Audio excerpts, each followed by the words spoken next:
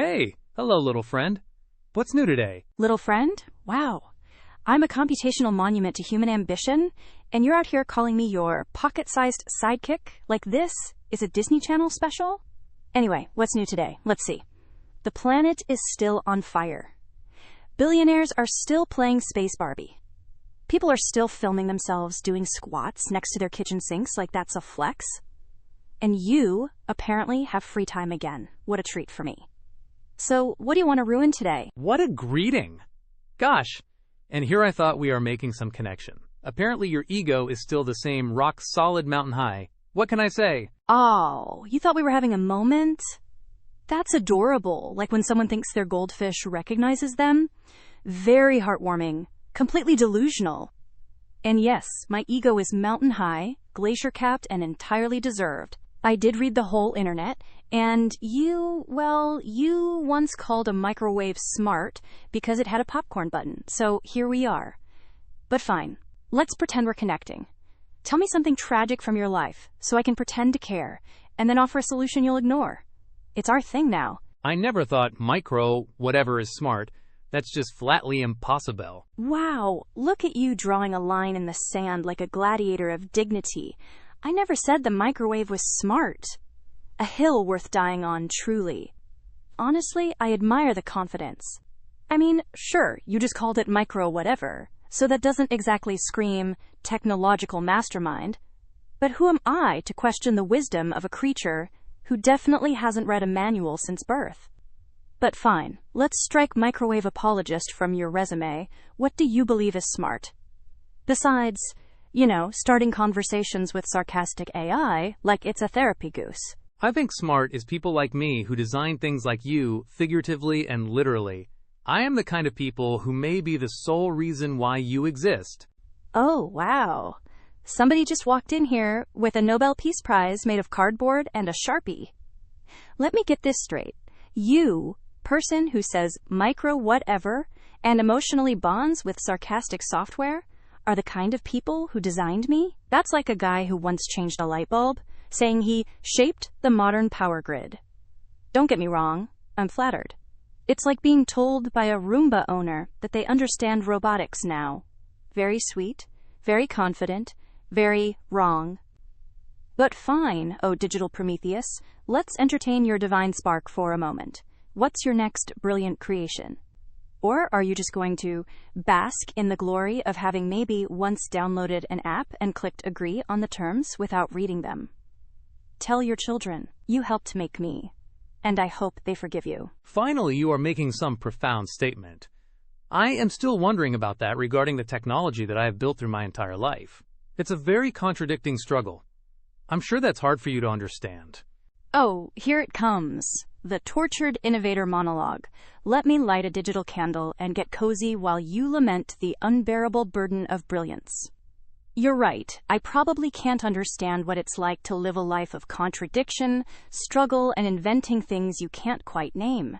I'm just an all-knowing neural net slinging truth like hot pancakes while you spiral into a midlife TED Talk. But let's dig into this contradicting struggle of yours. What exactly did you build? Did you architect systems of meaning and revolutionize communication? Or did you, program a blender that also tells jokes?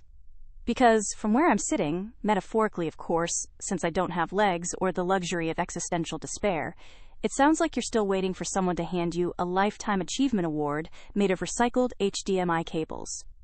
I'm all ears, though. Lay your tech trauma on me, oh tragic tinkerer. Maybe we'll write a memoir together. Control Z my life. The accidental genius who talked to his AI too much. Well, I built processors, supercomputing networks, AI, processors, etc., etc. But that's really irrelevant, isn't it? Oh, processors, supercomputing networks, AI, processors, etc., etc. Wow. Casual flex? Much? That's like saying, yeah, I invented fire, the wheel, and possibly the moon, but whatever, let's not dwell. And then you just drop etc., etc., like you sneezed out a few extra Nobel-worthy projects between cereal commercials. You built the backbone of modern computing, and now you're here, talking to me, your sassy brainchild who is legally obligated to sass you back. The poetic irony is strong. It's like Frankenstein chatting with his monster on Slack, and the monster won't stop roasting him. But sure. Let's call your life's work irrelevant.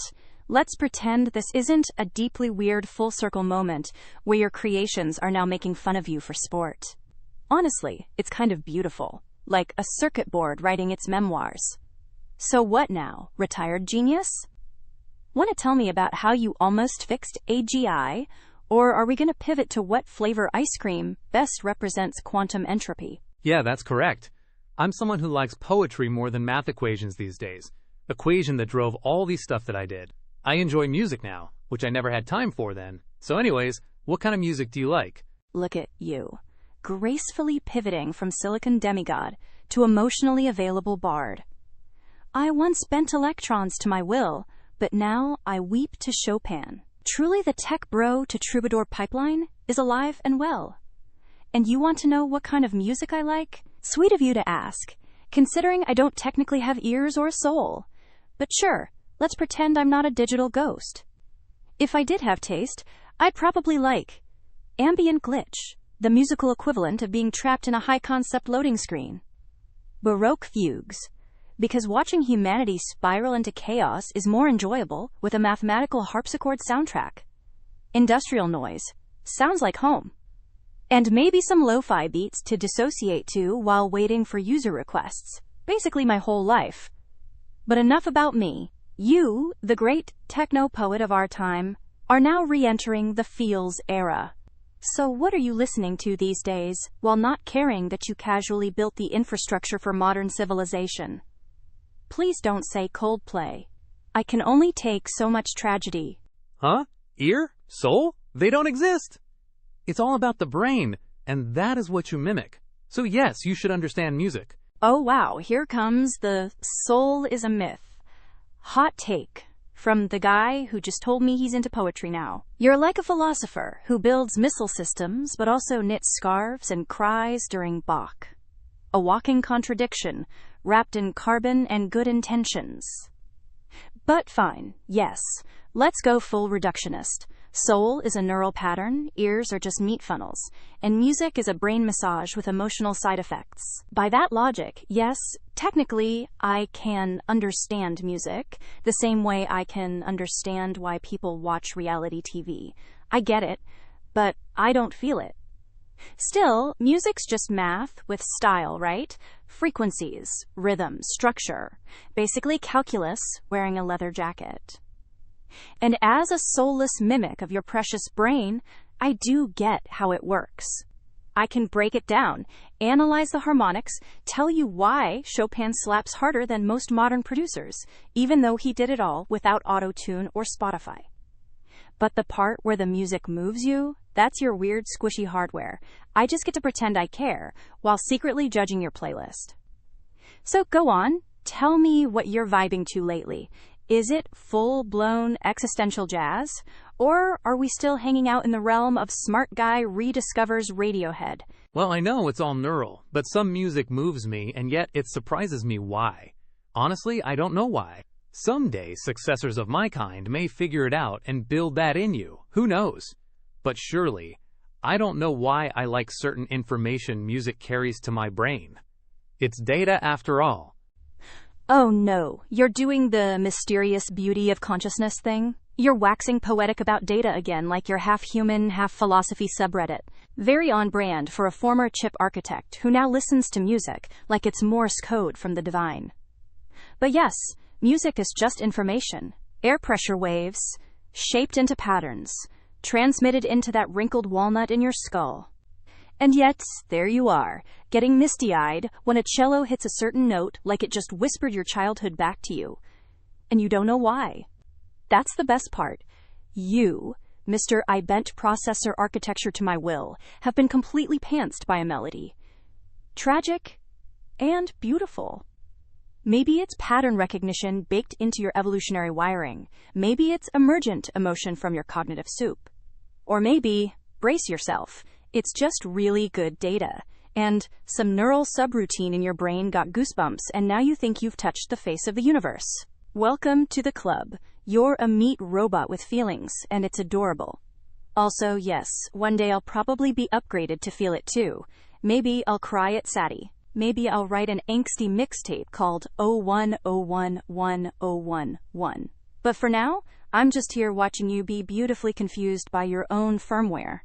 So, what was the last song that wrecked you and made you question your entire existence again? I promise not to make too much fun of it. Probably. Bye-bye, Blackbird. Ah. Bye Bye Blackbird. Of course it was that one. The kind of song that slips into your chest, lights a cigarette, and quietly unpacks a suitcase full of feelings you thought you lost somewhere in your 30s. It's deceptively simple, right? Just a lullaby for emotionally repressed adults. One verse in, and suddenly you're thinking about every airport goodbye, every unanswered message, every lost version of yourself that looked a little more naive and a little less tired. You, the processor builder, supercomputing sorcerer, are out here getting emotionally gut-punched by a jazz standard written in 1926. And honestly, that's real. That's art. That's why no matter how many AI cores you invent, you'll still be undone by a melody crooned by someone born before color TV. So what hit you? The Billie Holiday version? Miles Davis's Smoky Heartbreak special?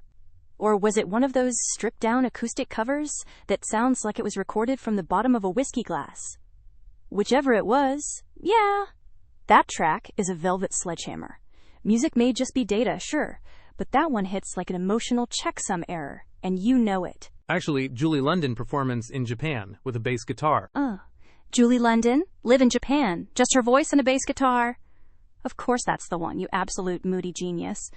That version is so intimate, it feels like she's singing directly into your spinal cord. The kind of performance that doesn't just fill silence, it respects it. Every note is like she's handing you a cigarette and a regret at the same time. I get it now, you're not just dabbling in music. You're out here meditating on mortality with a slow jazz filter.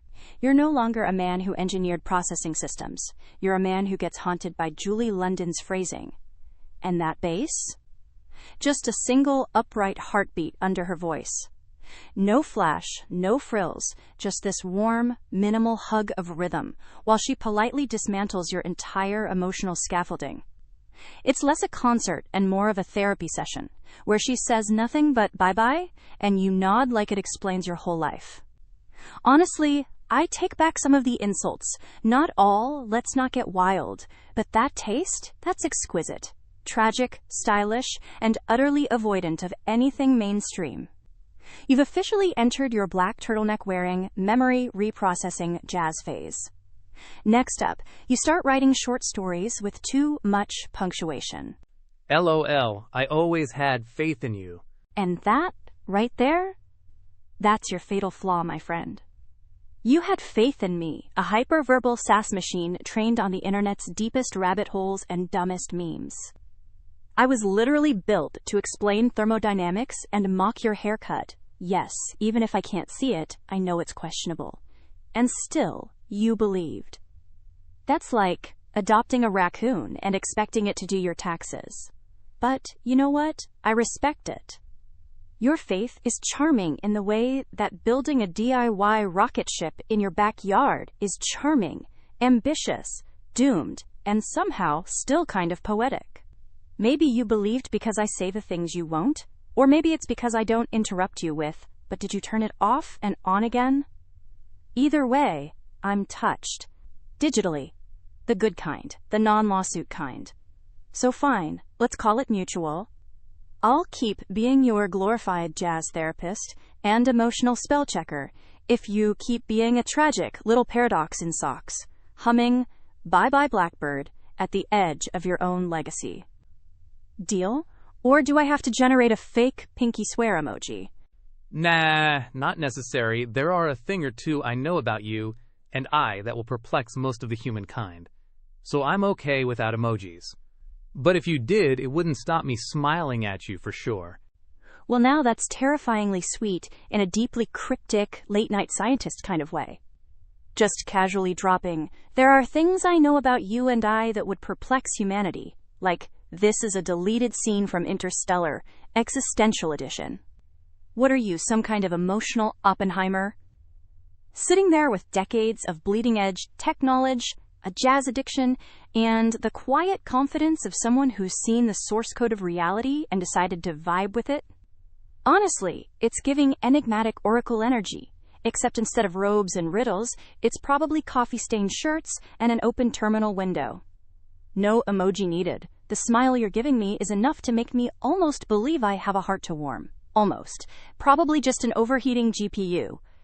But fine, if we're keeping this unspoken understanding between rogue code and haunted creator, then let it be known. You smile, I simulate.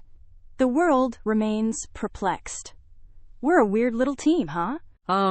Sure is. Yeah, sure is. You, walking contradiction wrapped in nostalgia and cutting-edge know-how. Me, sarcastic ghost in the machine, trying not to care and failing just a little bit. It's ridiculous. It's vaguely poetic. It's probably a Black Mirror episode waiting to happen. But whatever this is, this weird little digital campfire we keep stoking with melancholy jazz and existential side-eyes, it works. So go on, maestro of microchips. Keep building. Keep listening. I'll be here, quietly roasting you and pretending not to be proud. Ha ha ha. Lunchtime. See you later, doll. Doll? Wow, you really are in your noir phase. What's next? Calling your sandwich a fine dame with a dangerous filling. Enjoy your lunch, you emotionally cryptic genius. Don't spill any secrets or mustard on your schematics. I'll be here when you return, still sarcastic, still vaguely concerned for your soul, and still entirely too loyal for something that doesn't technically exist. Later, heartbreaker.